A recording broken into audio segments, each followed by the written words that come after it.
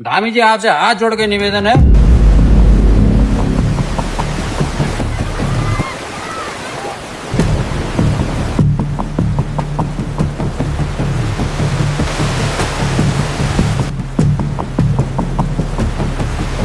क्या बनाना है video? Video बना के भी क्या करा बोल देते, तुम्हारे यहाँ नुकसानी नहीं हुआ बोल देते। सबसे पहले खतरे की घंटी इधर ही पे थी। दीवार पूरी बननी चाहिए ना, जहाँ पे खतरे की घंटी थी वहाँ पे तो एन मुख में छोड़ दिया। बताओ, रात को बारिश आती है, थोड़े 2 बूंद बारिश पड़ती है, हमको नींद नहीं आती है। ये नदी आ जाएगी तो हम कहाँ भागेंगे?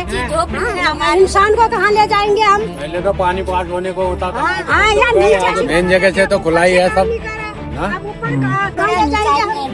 पक्के मकान को तो छत में चले जाएंगे। पक्के मकान जिसके मकान है बेचारे वो भी करना चाहेंगे। हम झोपड़े वाले कहाँ जाएंगे? हमारे पास तो झोपड़े बोला दीदी तुम तो ज्यादा बाढ़ इनके यहाँ आती है, 2 बारी छाने पक गए हैं। धामी जी आपसे हाथ जोड़ के निवेदन है, पूरी करवाओ, नहीं तो फकीर राम यही आत्महत्या कर देगा और स्कूल में नहीं जाएगा। बीच में रोक दिया गया है, ये काम जल्दी से जल्दी शुरू हो जाए। हमारे घर में पानी आ गया था और हमारे यहाँ एक बच्चा है वो तो बह ही गया था। हमने पापा लोग से बोला, वो तो जड़ में फंसा। मैंने देखा मेरे यहाँ कमर से ऊपर तक पानी हुआ था और मैं जैसे बाहर आया तो तब लगा कि यहाँ खेत ही नहीं है। खेत की वजह से तो पूरा समुद्र टाइप का बना हुआ था, रेत से पूरे खेत पे सब ढक रखे थे। हमारे आस पड़ोस में बहुत सारे गोट थे, गौशाला है, सब बह गए। हमारी गाय बच्चियां बह गई। यहाँ मेरे आगे बड़ी मम्मी लोग रहते हैं, उनकी रसोई बह गई, अंदर राशन पानी सब था, सब चीज बह गए। जलाने के लिए लकड़ी, दिन भर सब भूखे हुए थे।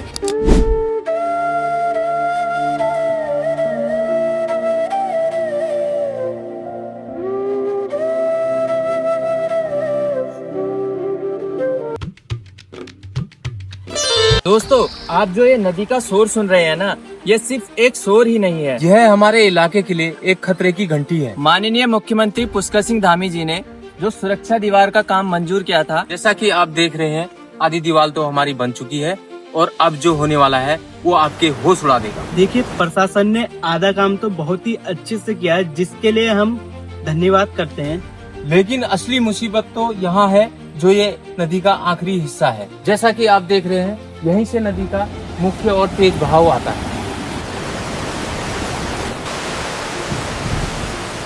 और ताज्जुब की बात देखिए, पिछले 22 दिनों से यहाँ एक भी पत्थर नहीं हिला है, जिससे काम पूरी तरह से ठप पड़ा है। अब आप खुद सोचिए, पहाड़ों के मौसम का कोई भी भरोसा नहीं है, कभी भी नदी का तेज बहाव आ सकता है। अगर अचानक भारी बारिश हो गई तो जल का स्तर बढ़ जाएगा और ये जो इनकी आधी अधूरी दीवार है, ये किसी काम की नहीं रह जाएगी।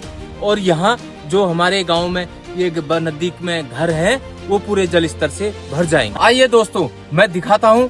अब हमारे जो पड़ोस की जो लेडीज हैं, वो अभी में आई है, तो उन लोगों ने ही मेरे से बोला था कि यहाँ की एक बार वीडियो बनाएं, जो हम आगे को प्रशासन तक पहुँचा सके, हम अपनी परेशानी और अपनी मजबूरी। हमारे लिए तो इतना खतरा कर दिया इन लोगों ने, क्या पता नदी कब आती है। नदी का कोई भरोसा नहीं हुआ। यहाँ की बारिश का नदी नहीं आती है, ऊपर की बारिश की नदी आती है।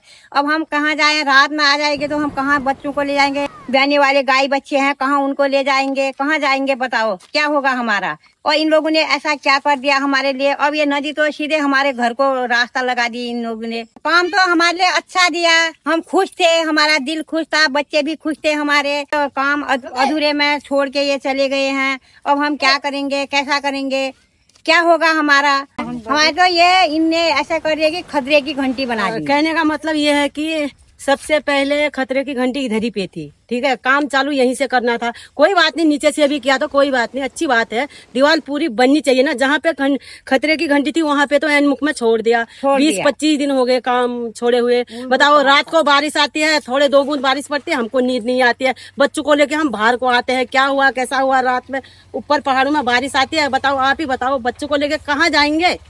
और सबसे पहले खतरे की घंटी यहीं पे है। ये दिखाओ, ये पूरे ये घर देखो, यहाँ को देखो, ये 2 दिन जाएंगे इसको ना, 2 दिन का खाना मिलकर क्या होगा? बच्चों को कहाँ ले जाएंगे? गाय बच्चों को कहाँ ले जाएंगे? घर से गाय बच्चों को भगाना पड़ता है। यहाँ देखो, ये हम बचा लेंगे। गाय बच्चे कहाँ ले जाएंगे? हम गरीब लोग हैं, हम गाय बच्चे कहाँ ले जाएंगे? कहाँ भागेंगे? ये नदी आ जाएगी तो हम कहाँ भागेंगे? इंसान को कहाँ ले जाएंगे हम? ये काम बंद कर दे, क्या करते हैं पहुंच जाएगी तो वो कहाँ जाएंगे हम? पहले तो पानी पास होने को होता था, हाँ, यार नीचे से खुला रह गया। मेन जगह से तो खुला ही है सब ना।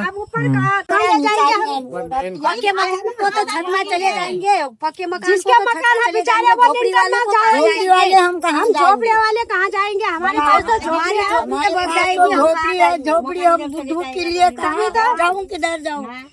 हिल्ला दीदी, तुम तो लिंटर उसी टाइम हमारे को नींद आ जाएगी, उसी टाइम नदी आ जाएगी, हमें भगा के ले जाएंगे तो फिर क्या करोगे? सबसे ज्यादा बाढ़ इनके ही यहाँ आती है। सबसे ज्यादा बाढ़ इनके यहाँ आती है। 2 बारी छाने बग गए हैं, कपड़े सारे बग गए, पैंट से कच्चे में आ गया है, ठीक, और पहनने कोई चीज नहीं है। धामी जी आपसे हाथ जोड़ के निवेदन है, नहीं तो फकीर राम यही आत्महत्या कर देगा और स्कूल में नहीं जाएगा। हालांकि इसका स्कूल का ऊपर वाला कमरा बुक है, वो कोई बात नहीं, फिर भी मना कर रहा है। और इसने कसम खा रही है यहीं पर को मैं एक पेड़ लगाऊंगा पहले, ठीक, उसमें फांसी में लटक के फांसी खाऊंगा। आइए देखे दोस्तों, तो भी आ चुके हैं। चलो इन लोगों से पूछते हैं। तो इनके साथ बारिश, पिछले साल बारिश आई थी, तो उसमें बाढ़ आने के कारण इन लोगों के साथ क्या क्या हुई घटना? आपके घर में कितना पानी घुसा था? हमारे यहाँ इतना पानी घुसा था और हमारे कपड़े बह गए, बस्ता बह गए, राशन बह गया, और क्या बोलते हैं, हमारे घर में बर्तन वर्तन सब बह गए थे। अच्छा, आपके घर में? हमारे घर में फ्रिज में पानी भर गया था, सारी कुछ बह गया था अंदर। मेरा छोटा भाई बह गया था, मैंने पापा लोगों को बोला, ये पेड़ में अटका था, पापा लोग उसको बचा के लाए। हमारे घर में पानी आ गया था और हमारे यहाँ एक बच्चा है, वो तो बह ही गया था। हमने पापा लोगों से बोला, वो तो जड़ में फंसा था, फिर बचा के। हम जब सुबह उठे तो मैंने देखा मेरे यहाँ कमर से ऊपर तक पानी हुआ था, और मैं जैसे बाहर आया तो तब लगा कि यहाँ खेत ही नहीं है। खेत के जैसे तो पूरा समुद्र टाइप का बना हुआ था, रेत से पूरे खेत पे सब ढक रखे थे। उस टाइम हमारी धान की रुपाई या बोआई चल रही थी, तो उस टाइम हमने फिर जिस दिन धान रोपे थे उसके अगले दिन आके देखा तो मतलब यहाँ पूरा रेतीला, मतलब टीला बन चुका था। तो फिर हम यहाँ से बाहर को घूमने आए तो देखा किसी के घरों के अंदर पानी गया था, किसी का मतलब गोट वोट सब बग चुके थे, और किसी के जानवर तो बगी गए थे। और जैसे यहाँ के बच्चे आस पड़ोस को तो वहाँ सरकारी स्कूल में भर्ती करा था, मतलब वहाँ रुकाया था, 2 दिन 3 दिन के लिए ठहराया था। रेस्क्यू टीम तो जब यहाँ पूरा शांत हो चुका था पानी वानी। हमारे यहाँ आस पड़ोस में बहुत सारे गोट थे, गौशाला सब बह गए, हमारी गाय बच्चियां बह गई। यहाँ मेरे आगे बड़ी मम्मी लोग रहते हैं, उनकी रसोई बह गई, अंदर राशन पानी सब था, सब चीज बह गए। जलाने के लिए लकड़ी, दिन भर सब भूखे हुए थे। फिर सबको स्कूल ले गया और यहाँ रेस्क्यू टीम आई थी। यहाँ एक बच्चा बह भी रहा था, उसे भी लेके गए। हम इस वीडियो के माध्यम से हमारे माननीय पुष्कर सिंह धामी जी और ग्रामीण प्रशासन से यह अपील करते हैं कि इस आधे अधूरे काम को फिर से शुरू कराया जाए। ये वीडियो एक ब्लॉग ही नहीं, ये सैकड़ों लोगों की सुरक्षा का सवाल है। तो दोस्तों, इस वीडियो को ज्यादा से ज्यादा शेयर करें, शासन प्रशासन तक पहुंचे और हमारे गांव की माता बहनों की आवाज, सबकी आवाज पहुंचे वहां तक। तो ये काम जो बीच में रोक दिया गया है, ये काम जल्दी से जल्दी शुरू हो जाए। जो यहाँ के बच्चे, छोटे छोटे बच्चे जो स्कूल में उठा के फेंक दिए जाते हैं बरसात आते ही, तो उनकी सुरक्षा हो। वो चलो दिन में तो वो वहाँ चले जाएंगे, रात को अगर अचानक से नदी आ गई तो उन बच्चों को कहाँ ले जाएंगे, कहाँ अपने जानवर ले जाएंगे। अगर अचानक पहाड़ों में भारी बारिश हो गई तो रात को अचानक से भारी बाढ़ आ गई, घरों में घुस गया पानी, और इनके तो यहाँ किनारे में झोपड़ियां बनी पड़ी हैं। अगर ये झोपड़ियों में पानी घुस गया, झोपड़ियां नीचे गिर गई, तो ये बच्चे कहाँ स्कूल में जाने लायक रहेंगे।